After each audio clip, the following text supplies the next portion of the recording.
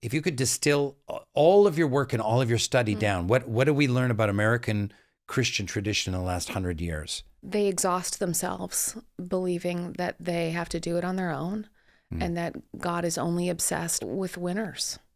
We just love winners. It's like you have to be positive, think positive, perform a certain emotional mastery. That's as a result of the rise of psychology in the last 100 years. But we've taken it in a very American way and made it kind of a way of separating the winners from the losers. The winners, emotionally equanimous. The winners. Well, Jesus loved the winners and only hung out with the winners. It was a Oh, wait a minute. It's the exact opposite. Hey there, it's me, Rainn Wilson, and I want to dig into the human experience. I want to have conversations about a spiritual revolution. Let's get deep with our favorite thinkers, friends, and entertainers about life, meaning, and idiocy. Welcome to the Soul Boom Podcast.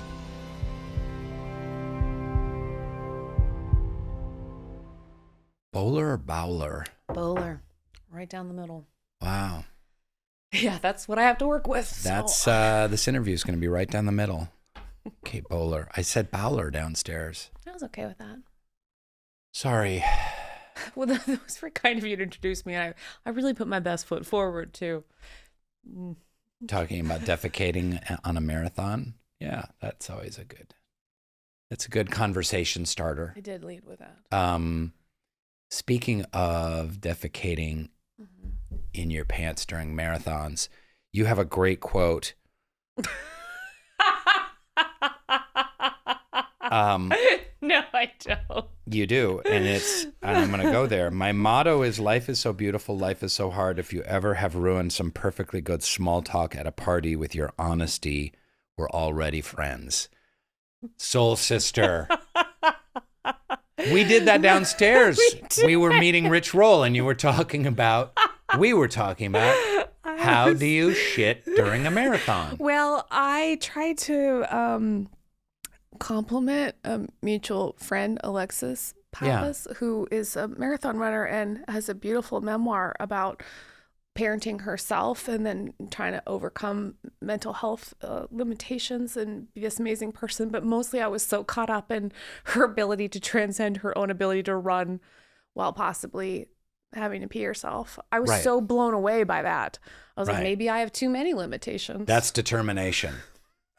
I want like a cat poster with her face and just the ability to go and just a little pool of urine kind of drawn in down below. And we feel free to pee yourself during this pod and to sit in it for an hour and a half. I will insist on it. That's grit. It's determination. That's right. Character building. Tell me about ruining perfectly good small talk with your honesty and being friends with that. Oh, how does that work for you? It's not an easy combination because I'm also very sensitive and desperately want the other person to have a possibly lingering good memory of me. Me too. And yet I can't seem to stop myself from answering the question, how are you? With, well, just fresh from this or prepping for my colonoscopy. I'm actually really worried about what they'll find, just bringing it. I read your book. Which one did you read? I read No Cure for Being Human. Oh, that's nice. And I thought it was wonderful and profound and moving and sad and delightful. And I thank you for it. But I did want to talk about the big C and Canada. Yes. Good. Good. Chappaquiddick. Good weekend. Chautauqua. Corn. Canola. Cancer, people. We're talking about cancer here. You were at 35, you were diagnosed with colon cancer and stage 4, not a great prognosis. Yeah. You have been thriving. God bless you and thank you, Lord. And it's not often that one gets to talk to a theologian that's been at death's door and has come back to talk about it. So I'd just love to hear that particular perspective. Oh, I mean, there's never a great time to get cancer. Most tragedy visits you as a horrible surprise and like an avalanche.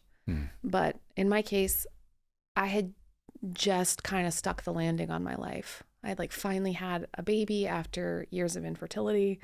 I'd paid into a system, and now I finally got to live in the loveliness of it. So dream job, dream baby, married my high school sweetheart. Like everything was actually Instagrammable. Wow. For a moment. Wow. And then I got some stomach pain, and I just really couldn't get anyone to listen to me. And so I was really vigilant about health, and I thought, well, something's gotta, like, this has gotta be wrong and fixable. Yeah. So I went to see everybody all the time, but I was just constantly turned down for. You have acid reflux or something. I mean, I was sent out of the ER with Pepto-Bismol at one point.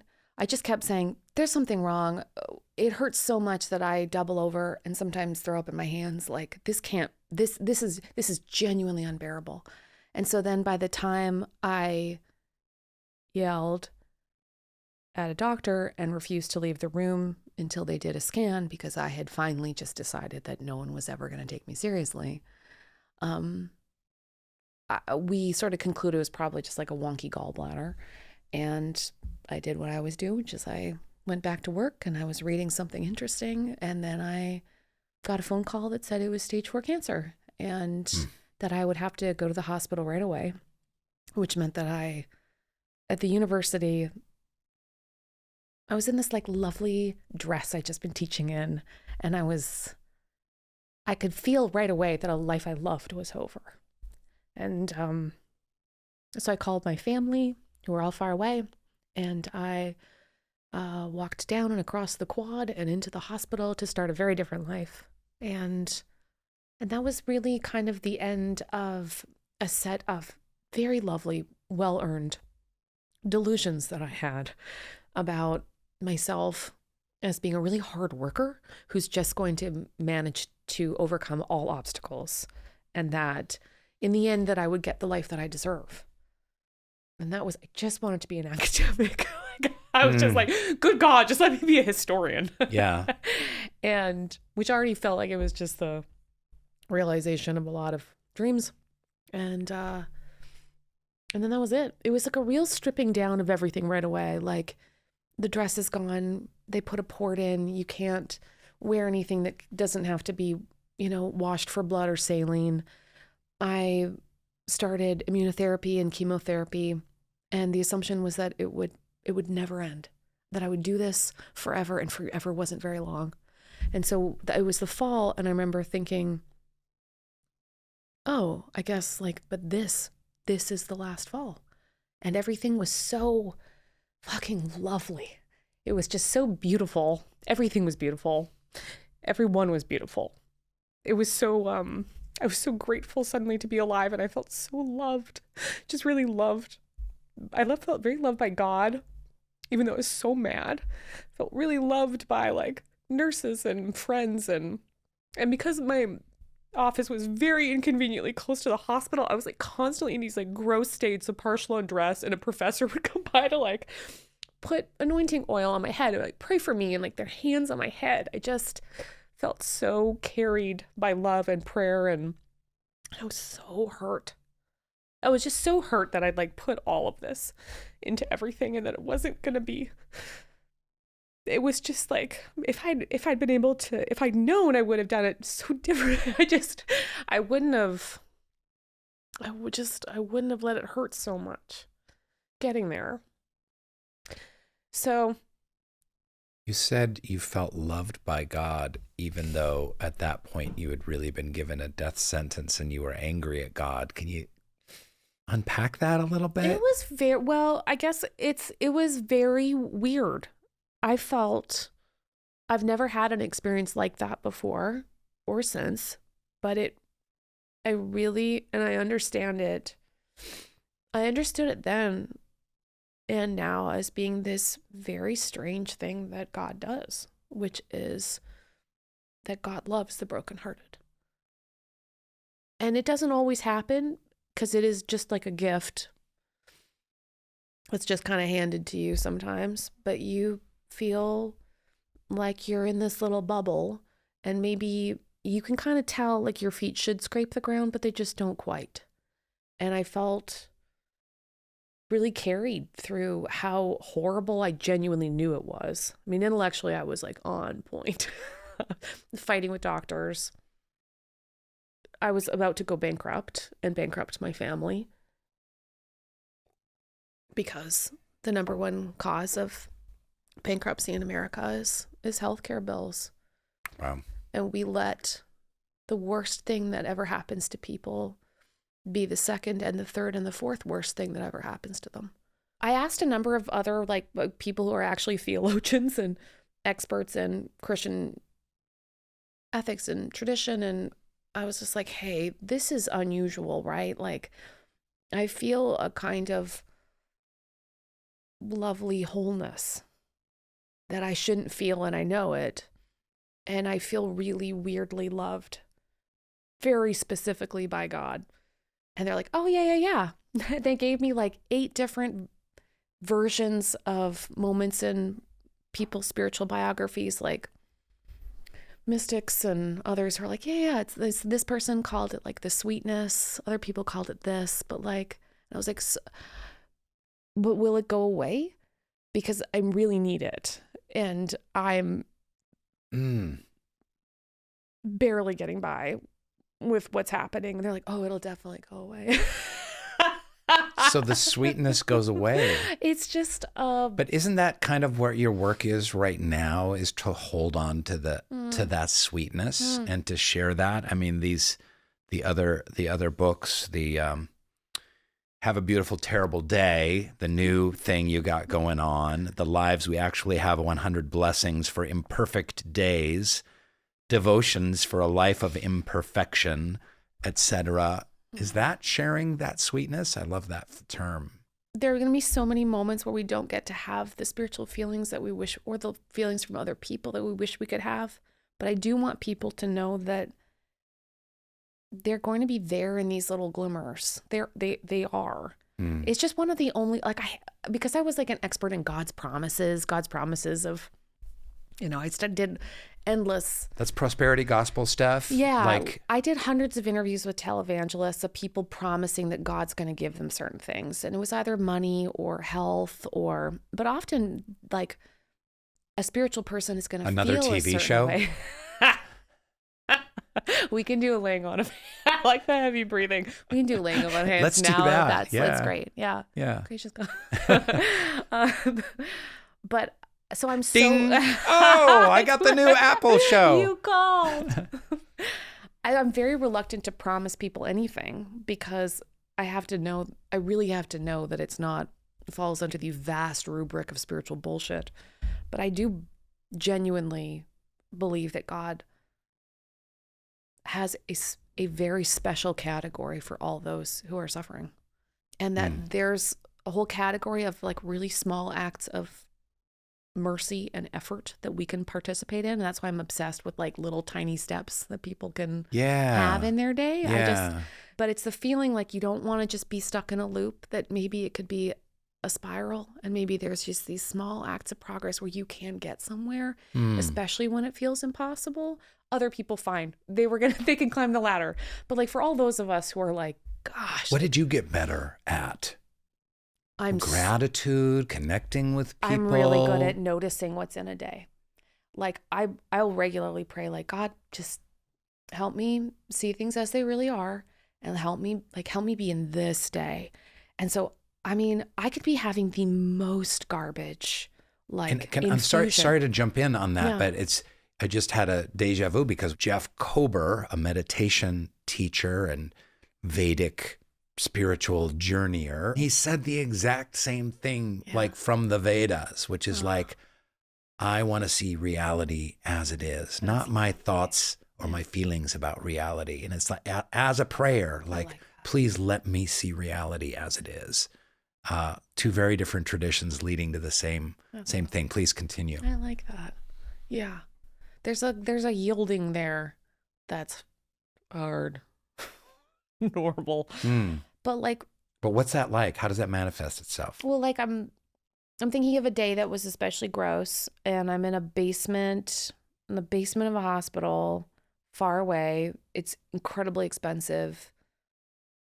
I'm going to have to do it for what feels like forever. And I'm alone because I always had to travel by myself. And I'm always overwhelmed and I'm tired of doctors. But I was like, God, just let's do this. Whatever this is, just let's do this. And the blood work guy comes in, and it was such a creepy small room. And I was like, hey, what are we doing here? And I was like, wouldn't it be weird if while you're taking my blood, it's actually like, this is your thing? Like, this is what you really want? Like you're a vampire, and when I go, you'll use it for your own purposes. And then he looked at me just with such, at first I thought kind of like banal horror that this was going to have to be part of his day. And then he leaned over, he takes my arm as he like preps my inner elbow. And then he just starts to caress it again and again in a way that suggested that he was Dracula, or that he was like, it's so weird that you would think that. He pretended to be a vampire for the next 45 minutes and in every subsequent appointment. And he was like, goodbye. And it was as I left him in a mostly shadowed room. He was just a big, scary looking dude. And I please send him a silk cape as a gift. Just please. That's right. A nice sateen finish. That is something I can do. Right. I can live in the day I have, especially if it's bad. I can settle in. But settling in was what took practice. So then you got this experimental therapy you got in for. It was quite a struggle to get it, and then and you got it, and it was horrible. Yeah. It was horrible because clinical trials are horrible, and everyone says you're so lucky and you feel lucky, but then because they said you're lucky, you actually don't really know some of the fine print, which is that you're no longer in the hands of a doctor. You're in the hands of an experiment. So you have a scientist, and that even if something's bad for you, they might not even tell you that. You might just have to run the paces, getting drugs or being part of processes that might be good for the future, but they're not necessarily good for you. But you'll feel very confused about that because everyone's wearing white coats and you're in a hospital. Right. And you've never had different treatment. Yeah. And it's a purposefully obscure consent process. So even a very smart person, she says, aggressively pointing at her own face, won't necessarily know that had I looked at other clinical trials offering the same drug in other hospitals, I might not have had to have my organs brought to toxicity level as they tested chemotherapies. So it was a mixed bag is what I will say. Yeah. I had one drug that was a gorgeous drug called Keytruda that I responded so well to, and that drug absolutely saved my life and was incredible. And also all the other things they did in the process of having their trial protocols were so unbelievably awful for my body.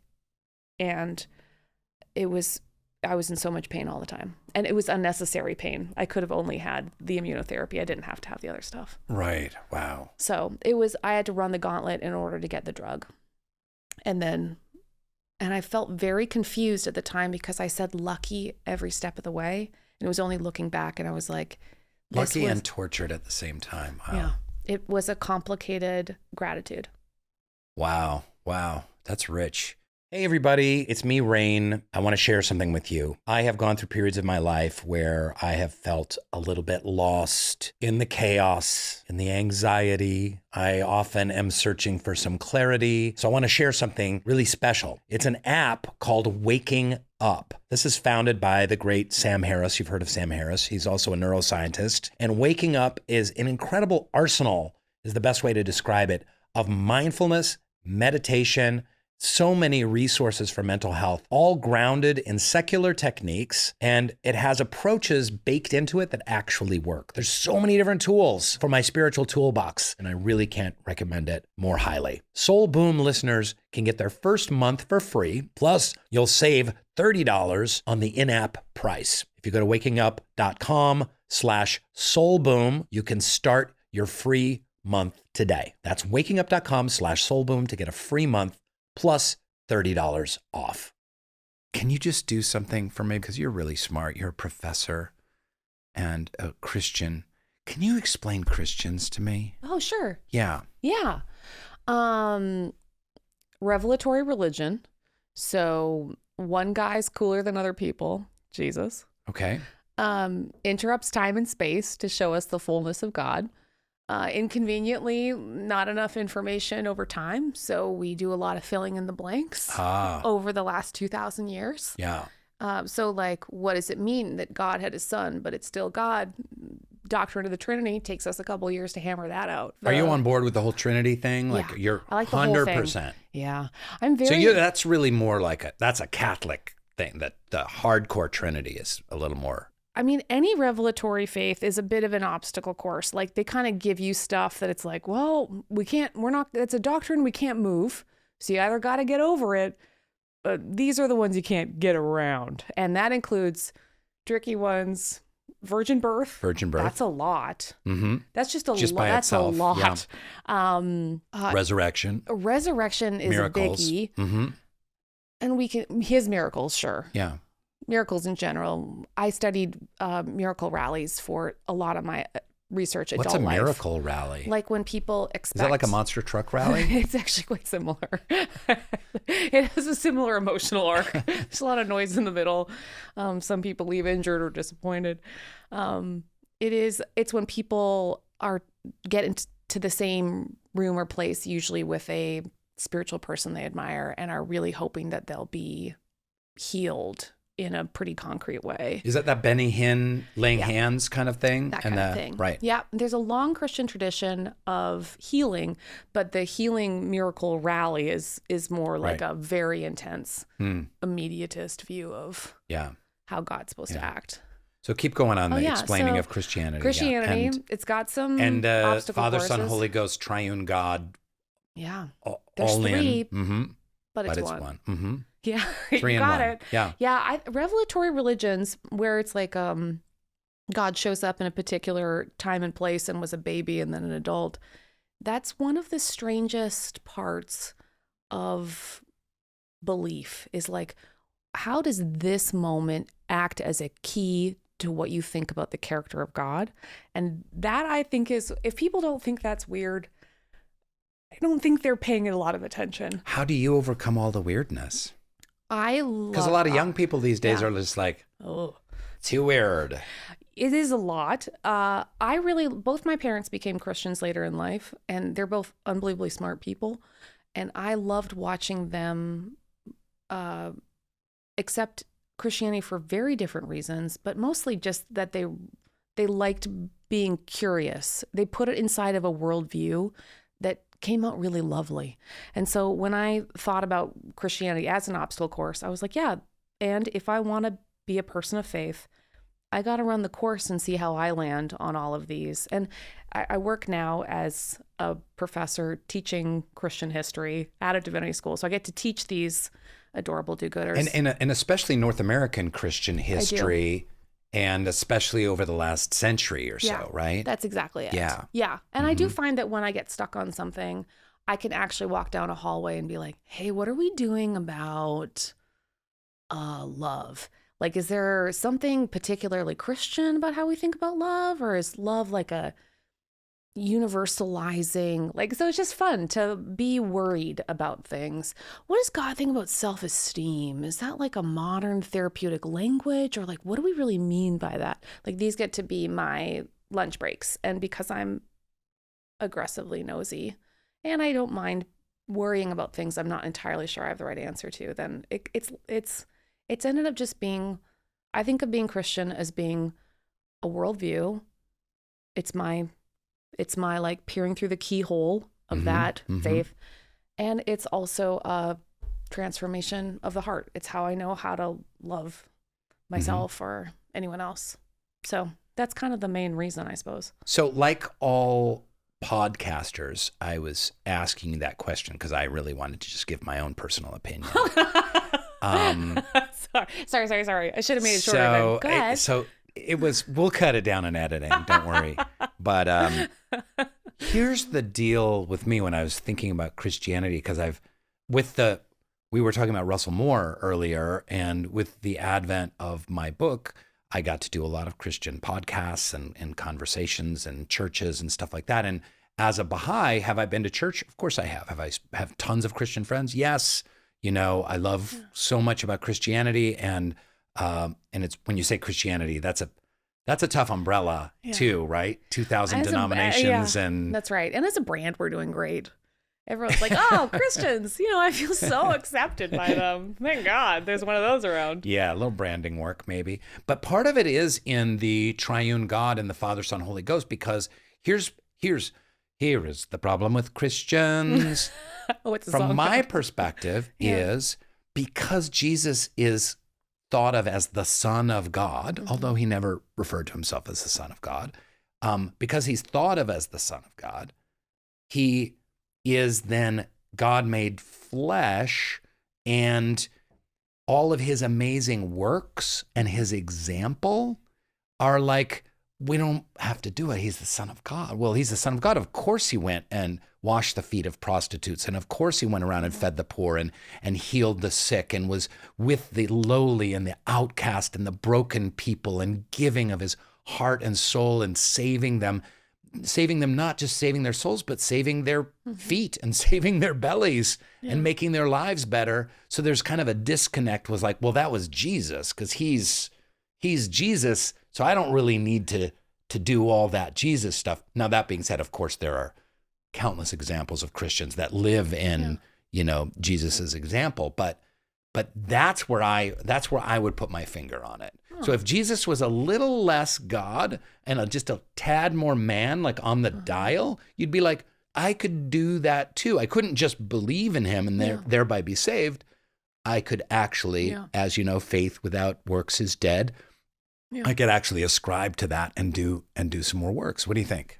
There are a few different ways that we think about how Jesus saves and what that means, and whether him being God alienates him from our ability to feel like we need to participate in the same kind of saving too. So how much work does Jesus just need to do by himself, and how much are we supposed to be?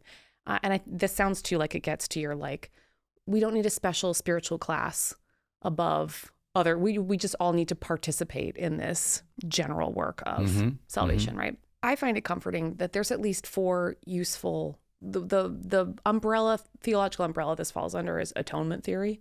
Like, what does it mean how much does Jesus need to save, and how much do we just need to do the work also? There's a whole thing, atonement theory. Atonement theory. And there's about 4 very good versions of atonement theory, in my opinion. Can you take a webinar on atonement theory? This is one of the I think this is one of the fun things about I mean, sometimes I framed it like an obstacle course, but what I really like about teaching Christian history is I do think of it like chess. If you push one thing forward, like your piece, you put a rook forward on, gosh, it feels like Jesus's anthropology is too high. What does that do to our anthropology? And then you get to be like, oh, okay, well, now you got to move your pawn 2 spaces right. And so when I think of that, I think, well, there's a lot of really long Christian tradition about Jesus as moral example, and how him being like us is actually more formative in the Christian tradition than him being not like us. Ways in which him being not like us inspires and motivates acts that are so uncommon for how we know how to be human, that we need him to be different than us. For example, leper colonies, or inventing hospitals, or all the other things that Christians have been great at. They needed something so absurdly not human in order to inspire us into the very granular work of intense, gross, gritty service. I like your atonement challenge. I would say there's a few different versions that would be closer to what you would like, that there's long Christian traditions for. That's very well said. Yeah, I know that's a long conversation. Is salvation through deeds or salvation through belief? Arthur Brooks has had a column come out recently that was very much of faith is, it's belief, feeling, and action. And what in what measure? And that's kind of like the chess game, but you could kind of like, it's like a mixing board, you know, with all the different dials on it. And like, how much is belief in here? How much is feeling in here and in your gut? And how much is what you do in different faith traditions? Kind of like parcel that out. What do you think? Yeah, I like those grids. Like I love, for example, John Wesley has like the Wesleyan, we have this thing called the Wesleyan Quadrilateral, which is like four ways that you can tell if something is probably true. And we go, and I always forget the fourth. Okay. But it's like, one is scripture. One is tradition, because I'm an expert in Christian tradition. And I like that one. Experience. And then the fourth is, yeah, and that one is tricky. But I'm saying number 4 is one I definitely struggle with. Sucks about trying to be smart professionally. It's like every time I suck at something, the comment section is always like, it's obviously this. And later I'll be like, oh, I know. I know. But here's what we can do on a podcast right there. Watch this. Wesleyan Quadrilateral. Scripture, tradition, reason, and experience. Reason. Dang it. Of course. Of course it's reason. Classic bowler that she would forget reason. No, that's not true. So let's back it up a little bit. I want to get into your story a little bit. How did you come to be who you are through the prairies of Canada that brought you to the halls of Duke? And then we'll get to part 2 of your story after part 1. Yes. It's riveting installments like this, but it's a quadrilateral. I agree, this is part 1. Part 1 of the Bowler Quadrilateral. It has to do with the Canadian prairies. Well, I was born in London, England, not London, Ontario. Not Ontario, okay. Where my parents were students. And then they got jobs in the middle of Canada. So I grew up in Manitoba, right in the dead center, where the best kind of people live around. To be honest, in the middle of the city, there's an enormous garbage hill, and we sled on it in the winter, and I think about it all the time. Wait a minute. Manitoba? Mm-hmm. What city? Winnipeg. So in Winnipeg, in the center of town, is a giant garbage hill that gets encrusted in ice and snow, and the kids sled down the garbage hill in the center of town. Yes, we do. And when rich people buy a home, we always have to talk about whether the home they bought is up or downwind from the landfill, because it's still in use. It's still in use. They haven't found a better place to dispose of the Canadian garbage. This was part of the Canadian my tire, dad's rabid anti-recycling feelings, where he was like, "We got this huge landfill." I was like, "Jerry, you bring that argument up one more time." But yeah, it is actually my favorite city because it's full of lovely people with so much shrugging about like, well, no one said we were fancy. We just said we were cool, and I believe it. It's a delight. And I grew up in the right outside of the University of Manitoba, which every time the school year started, I'd walk outside my backyard and it was rank with the smell of manure. And that was because it's also largely an agricultural school and they're testing manures. And I would turn to my professor parents and be like, the learning has begun. and I didn't know you had to test manures, but I'm learning so much from you today. Must. Someone's got to. I learned from Why not watching... the Canadians? Yeah, why not? I guess what I loved about watching them... This manure here we haven't tested yet. What are we going to do? Call Manitoba. Stat. I hope they put it on a train. Hey, how's it going? You want us to test that for you? They will. They want to. I loved watching them be university professors as public servants. They went in as genuinely believing they were going to hit the lower middle class hard and stay there. And we were going to live in our crappy bungalow with a frequent mold problem. And there was going to be something absolutely undignified about the whole thing, that we would live inside of basically a moldy library, but that there was going to be something really shockingly pure about just ideas for their own sake. And living inside of that was exactly how I fell in love with ideas, faith, other people's weirdness, the desire to know things for no reason, and the unconquerable unpopularness of early childhood, of early adulthood as well. That's fantastic. And what did they teach? My dad taught history. Mm-hmm. Enormous surprise. And my mom is a musician. Okay. And taught music as well? Yep. She has a PhD in music. She sang for Prince Charles. She once did a weird avant-garde performance with like 2-story paper mache. Oh, and we talked about this. Your mom was a Baha'i for like a week and a half. Yeah, a really sexy dude was like, hey. This sexy Baha'i dude was like, hey, kumbaya, come on. What's the guy got to do to get you into a more universalizing faith? Yeah. She was like, all right.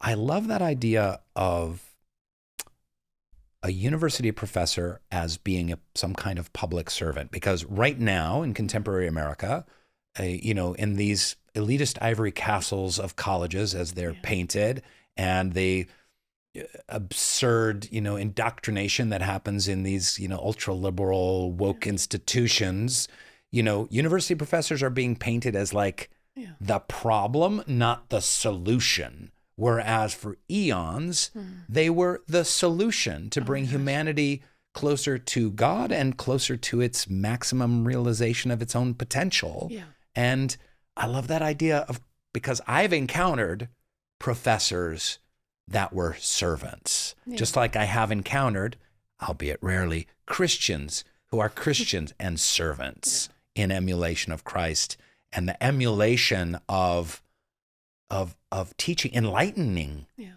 through thought and falling in love with ideas and debate. Yeah. That's exciting. I've always thought of them as sort of petty romantics in the best way. They fall in love with books and ideas and the hope that somewhere out there is a salon environment just waiting for their opinions about Derrida. But it was part of a kind of a feeling that my dad was a tragic hero in an academic story in which, like most professors, there really just aren't enough jobs. And when they publish things, they will write a book for 10 years for an audience, and it's a great book of 200 people, and will go on to an endless feeling that their vocation, which can align with students, will never reach beyond a very small classroom and for abysmal pay. So for a while, he was teaching at 10 different institutions over the course of one, like just driving back and forth between each for, $2,000 a class. And I watched him go from being a kind of mighty mind to being unbearably depressed, wouldn't come out of the basement, was devastated by the idea that nothing was ever going to get better. And he wasn't wrong. I've seen this story play out a million times with a million friends. And there's such a love of wanting to be useful and then an inability to have anyone to serve. It erodes your ability to know what you're for. And so when I was like very overeager to take up the mantle of being a professor and like living into my dad, carrying my dad's dream, I went just gangbusters into wanting to like be the full realization of my parents' hopes. So I went nuts in my 20s, being the most ambitious little prairie girl that ever prairied. I was like desperate to get into, because it's very difficult to get into American schools. It's always, we didn't have any money, so everything was beg, borrow, and steal. Yeah. And so I gutted it out for all of my 20s, getting like ridiculous injuries. I lost use of my arms for 2 years. I had to verbally dictate my entire dissertation in my parents' basement. How does that happen? Was it the garbage hill? It was the fact that I had loose, a lot of people have joint laxity, but what happened was it was so much hunching and so much writing that really a temporary paralysis set in, and no one could. We certainly just didn't have the money to fix. Most of that stuff only gets fixed by an insane amount of off copay. Helpers. Physical therapy and massage and alternative healings and stuff like that. So chronic pain I'm so sorry. set in, and I lost everything just so, I kind of tried to get to the top of a mountain, found it almost impossible to get there. When I was giving a tour to my parents of the Duke University campus for the first time, my dad leaned over and put a heavy hand on my shoulder and with a bright smile was like, if you ever leave a place like this, I'll kill you. And it was the shining I castle was on the hill, finally literally. there. Yeah. The fact that it's fancy. I mean, the whole university is quarried from the same stone. I mean, wow. I mean, yeah. It was everything anyone had hoped for, and I had paid a lot to get there. But the problem is, I was so desperate to do it that I overpaid. By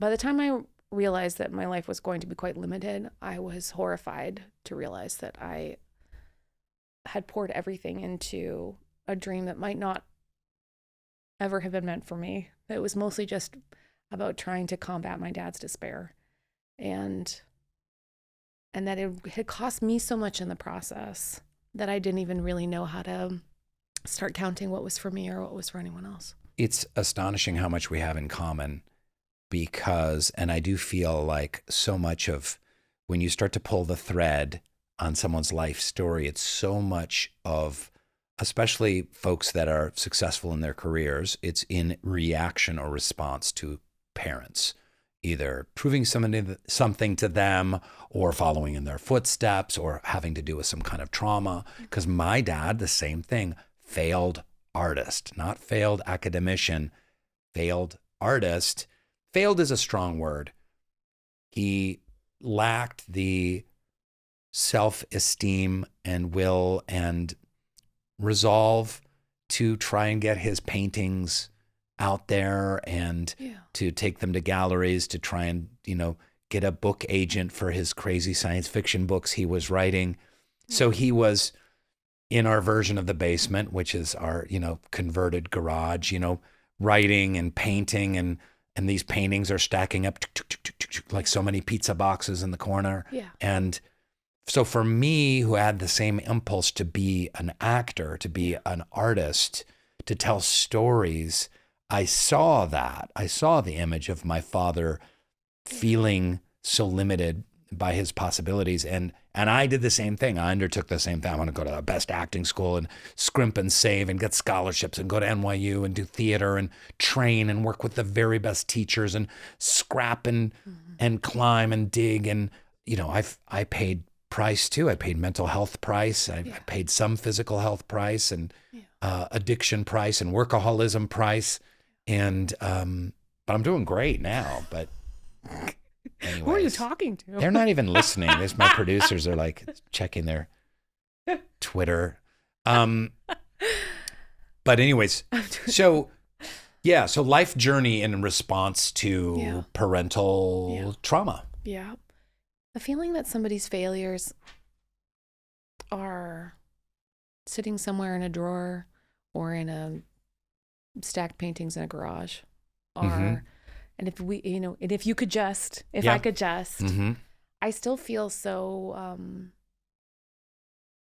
I'm so moved always by people whose ideas that are beautiful ones don't find the home that they need to tell the person the story that needs to be told, that they are good, that their creativity is valuable, that that art is never for nothing. How do you serve your students? I mean, this is part of why I love theological education. I love divinity schools. Why? I love universities. Love it. Interesting. I just love it. I think there's a lot of people watching right now going, gong? It's you get a lot of people. Mostly when people are in theological education, it's for their master's program or doctoral work. And what you get by the time you get, they've had a bachelor's, so they've had some time to be like, I like this, I don't like this. And then they're just like spiritually hungry, emotionally interesting, nuanced, hard workers who either come to us because they're at that lovely early stage where they want just space to pursue just the questions, or they've had another career and they're like, I need a framework to explain the experiences that I've had. And so I can always assume that I'm going to be surprised by something in the room. And it's the joy of podcasting and it's the joy of teaching is like, there's a shape to it and there's a magic that will always happen. And then you get to be there. I'm going to re-ask the same question. And how specific? You love it. That's great. How do you serve them? By pummeling them with impossible questions, berating them into a view that's mostly my own. No, I know that that's not true, but I do pummeling them with unanswerable questions seems. I think it's the same thing that fun. I got growing up, which is the presentation of an argument like this beautiful chess game in which there's an elegance to ideas that 200 people already had a great framework for, and introducing them to, yes, what an interesting observation. This is very much like. Yeah. And then it's kind of scaffolding people and really working people, myself included, out of condescension. Is most of our ideas, I'm going to say all of them, are not new. And when you're introduced to, there's a wonderful E.P. Sanders, who's a biblical scholar, who talked about the enormous condescension of posteriority. Just to say, the second you look back, you're like, of course. And so I think most of the work I get to do is being like, none of this had to happen this way. Like, we're all evolving into something. And so don't talk about history like an inevitability.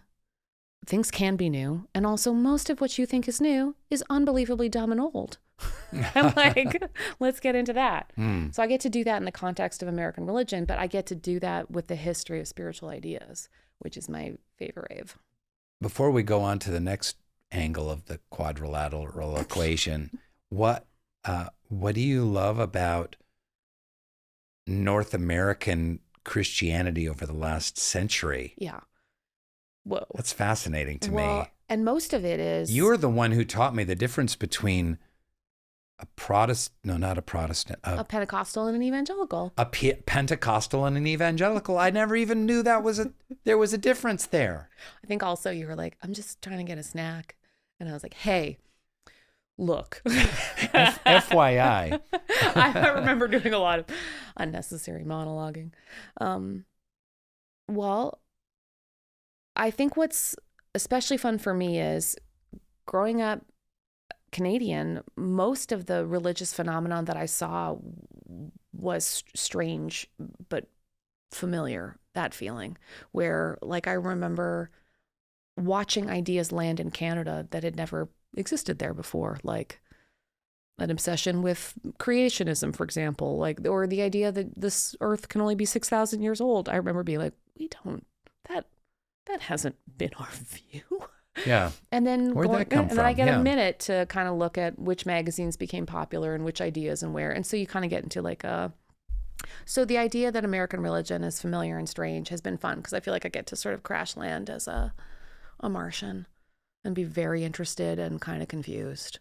And so most of the stuff that I ended up studying I kind of think of as like the most American religions. So Americans' obsession with the idea that they're bootstrapping all the time, that they're constantly picking themselves up and reinventing themselves, that they are entirely self-created, that they're rabid individualists, like all that is very not Canadian. Right. And so it's been almost easier for me to be like, take out the notepad, get in there. I love the idea of you, a Canadian from the prairies and from the garbage heap mountain, coming into America and observing this whole strange world. You fit right in because you look like a cheery Baptist, but if you could distill all of your work and all of your study down, what do we learn about American Christian tradition in the last 100 years? They exhaust themselves believing that they have to do it on their own and that God is only obsessed with winners. We just love winners. And we've accidentally overlaid most of the best parts of being a human with so much standards from, I'm trying to think of a nicer way of saying, like, I guess like psychological performance. Like you have to be positive, think positive, perform a certain emotional mastery. That's as a result of the rise of psychology in the last 100 years. But we've taken it in a very American way and made it kind of a way of separating the winners from the losers. The winners, emotionally equanimous. The winners. Well, Jesus loved the winners and only hung out with the winners. Wait a minute. It's the exact opposite. It was a huge focus for him. Yeah. He had like the winner's circle. That's his thing.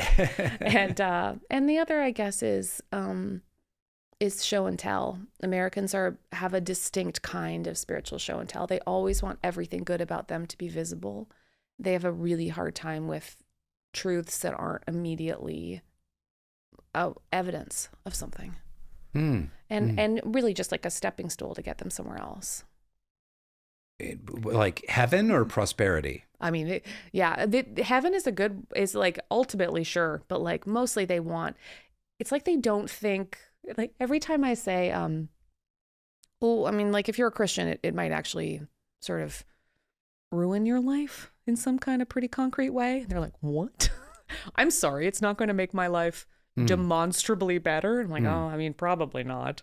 You might be desperately inconvenienced by service and other people's pain. You might find yourself more or less ambitious or changing your definition of what that means. You might find that some things that people don't think of as virtues, like humility or I wish sarcasm was a virtue, but are actually like blessed are the sarcastic, for they shall inherit the earth. Well, they'll inherit the best one-liner. They'll inherit the internet. Yeah, they will. They will. You have this death sentence. Yeah. And before we get to the recovery and the turn, like, what was it like facing your mortality? I was mad at old people a lot, like really resentful. I'd be like, how so? Well, I work because they're almost exclusively, and good for playing them. pickleball or talking about their retirement accounts. Yeah, I work in a geriatric profession, so almost everyone that I worked with was also 70 plus. So much "must be nice" came out of my mouth. So there was a lot of bristling at other people's cluelessness, the deep unfairness of the world. And like just being able to say that was a joy. Just shit talking old people became important to me. For your mental health. It did. And they were wonderful about it. And kind of became some of my most trusted people to say, because actually they'd lost kids. They'd lived a life. They knew, I mean, some of the most perfect things came out of the mouth of like older colleagues who said things like, I was like, look, I'm just trying to, I said, look, because you feel this panic of trying to freight what is left with all of the meaning, all the experience. You go really bucket listy. And I asked a colleague, I was like, look, I'm not just trying to bargain, but like, if I could just get to 50 and then I could launch my kid. I could finally get everything done. And he was like, oh, but Kate, it comes undone. And he's right. Like, you have this feeling like you're always knitting a sweater and then someone pulls a thread and then you're just not wearing a sweater anymore. And that is the idea that progress is always available to you. Like that is just one of the lovely delusions that we have. So acting without the promise of progress is probably one of the most incredible things that I see people do. How do we try, even knowing that it might come apart? I think it takes incredible courage. I have a dear friend who had his wife, who was becoming his ex-wife, and his daughter both got brain tumors. The wife then turned ex-wife passed away. The daughter had it excised and is recovering and doing great. But that action turned him against God. I mean, he literally was like, fuck you. Yeah. If there's a God, this is a cruel fucking God. Yeah. Fuck you. I don't want anything to do with you. Yeah. How would you address that response, which I'm sure part of you wrestled with to some degree? I mean, that response is so real and so appropriate, and it's the big theodicy, right? Like, how do we live confronted with the fact that evil isn't just like dictator far away? It's the evil that comes to our doorstep and robs us in daylight. Like that ability, that anger, I have so much respect for. And most of my anger was directed toward platitudes, and most of my career now is directed toward the rage I have about platitudes. So dismantling the things that make it even more painful for someone like that, where it's supposed to be worth it, or he learned lessons, or God's making angels, or it's just, the suffering are mired in bullshit. So yes, when someone says, very understandable, it is a very relatable. And I also think it's different to be the sufferer and to be the one who is standing there having to live after. And the sufferer and the caregiver are often on very different planets.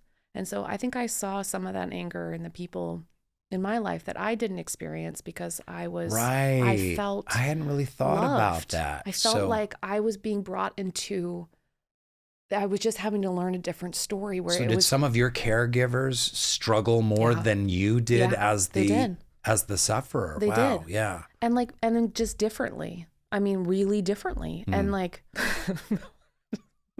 I tried to have this conversation with my dad right now about that topic. And I was sitting on the floor leaning against his knee and he had his hand on my head. And I was like, Dad, did you think why did this happen to my daughter? What could I?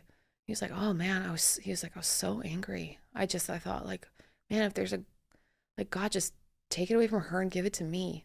And I was like, Dad, that's a really lovely thing to say. And he's like, well, but then I think about how Mozart died in his 20s. And I was like, well, and I could tell he was as if he's weighing these two thoughts with both hands. And I was like, maybe we could just go back to loving each other in silence for a while. And when someone gets to a place of God, fuck you, this is what they're also saying, I think, is, this is truly unbearable. And how am I supposed to live my whole life this way? So, whereas I was so desperate and sad trying to figure out how to say goodbye, especially to my son, and also feeling like what I was trying to do was learn the story that it might be okay spiritually in a big story about how God draws all things to God's self and makes the world beautiful. But it's not going to be okay for me in the way that I hoped. And living with that, it still had some kind of there was just a lot of love there. I think dying is weird. And I think as you're dying, there's some strange comforts there that are not the same ones that are afforded to those who are watching you die. Yeah, that's a great way of encapsulating it. What did you learn about our healthcare system? The rich will live and the poor will die. Unless you... Didn't Jesus said that, right? Can you say that? Well, it's a Christian nation. I think it was the opposite. Yeah. Okay. Go ahead. Yeah. He said that. That's why I love him. He loved winners. What else? It's wonderful that it moves faster than other nationalized healthcare systems. American systems can move very quickly. Mm-hmm. You can have a thought and get an MRI on Friday, which is incredible. You don't have to wait 3 months. You don't, but there will be no quarterback. You're the only quarterback.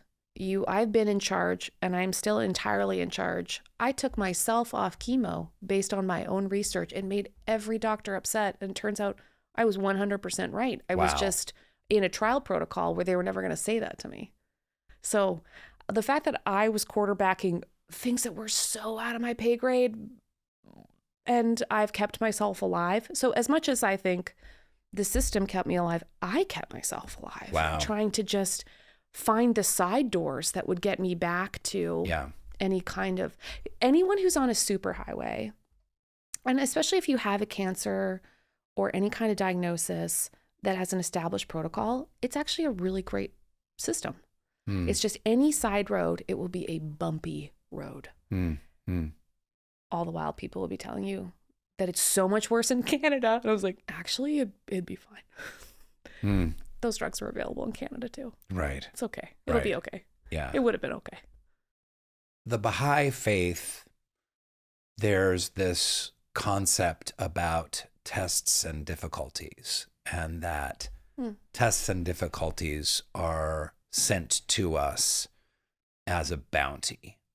And we're even asked in some really prayers that make me outraged to be grateful for our tests and thank you, God, for this test, and that's really the highest point of spiritual, enlightenment, is to be just so grateful for the vicissitudes, because they grow our souls.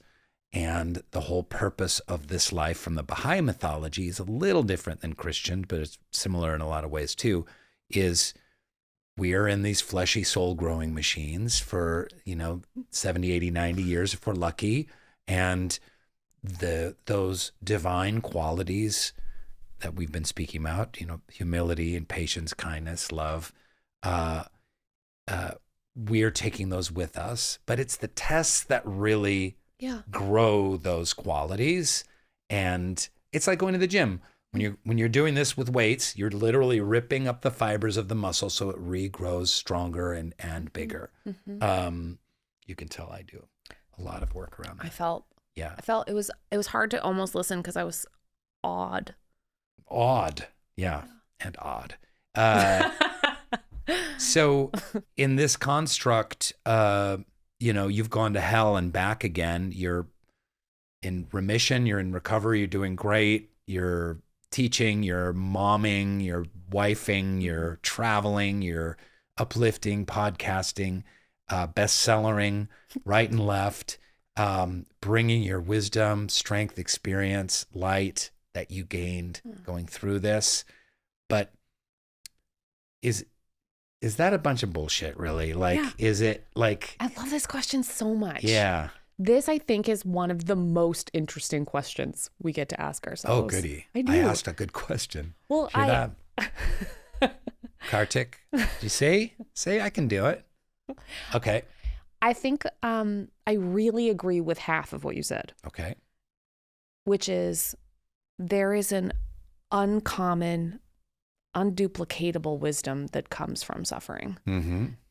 We're just really trying to take the terrible things that happen to us and metabolize it into something that can be still beautiful and then maybe more beautiful. Like, I was talking to a mom the other day who lost both her sons, and she said, oh my gosh, she was so lovely. She said, well, it's hard because everywhere I go, there's a reminder, or it's a birthday, or it's I met somebody else's grandkid's baby shower, and she said, everywhere and then every memory I reach for, there's like a little tear. I can just tell it's like tearing at my heart. So it will have to regrow. And I loved the idea that it's like regrowing into a different shape. And every little micro tear is also a way, because of what she's doing and the way she's trying to be in the world, can grow still into something beautiful. It won't be better. It will never be as good as her having her sons. And this is the strange way in which it is, I think it's very bad math. It's very bad math to say suffering plus anything equals virtue. Because there's no math there. We can't say true things about loss, about things that can never be recovered, and say that we can't say worth it. I mean, we just can't use any additive words. But what we can say, I think, is that there can be a shocking beauty and a progress that happens in our own souls as a result, in which we do say, I don't know if I'd ever say thank you, but I would say, God, you are showing me so many things.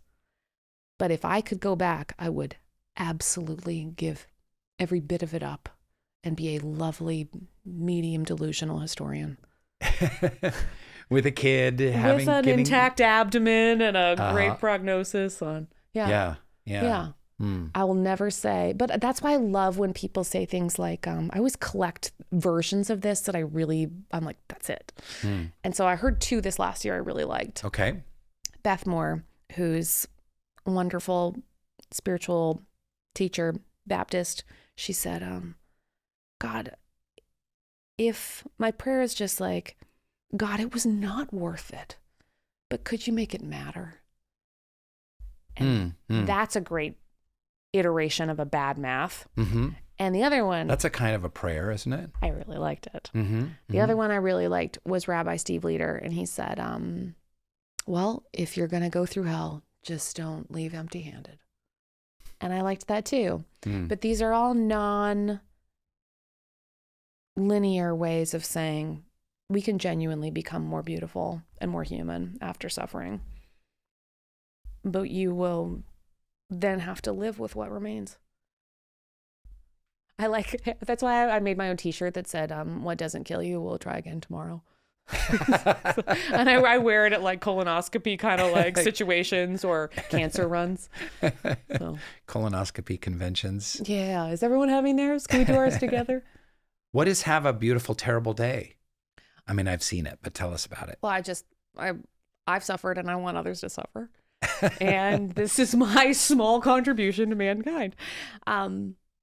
We live in such a toxic positivity, aggressive optimism. Everything always has to be lovely. We're really crowding everybody onto the good vibes section of the emotional spectrum. And I just think it'd be nice if we could say something like a little truer and maybe something a little more emotionally dynamic. So, if it can't always be a wonderful day, may it be like a beautiful, terrible day. We can find those little glimmers in the midst and also just know like, all these small acts are us trying to inoculate ourselves against despair, which is just right there. But the second you say, I'm living with what I can't solve, then everyone's positive. They're just going to go right back into nihilism, fear, despair. Like, no. We don't have to do that. We don't have to say everything is possible. And we don't have to say nothing is possible. We can get more into what is possible today. So have a beautiful, terrible day. I love it. Kate, this has been such a profound pleasure getting to know you. And I have to say that you are my absolute favorite texter. You are so good at texting. If anyone out there watching can get a hold of Kate and get her number somehow and start a text thread, it will enlighten and invigorate and cajole. It's so good. I only have two. What I'm hoping are spiritual gifts is compliments and sarcasm. So that's my medium. Thank you. The one we have going with Joel McHale, you sent a picture today of sound bath healing practitioner training workshop. Training, yeah. They're not ready yet.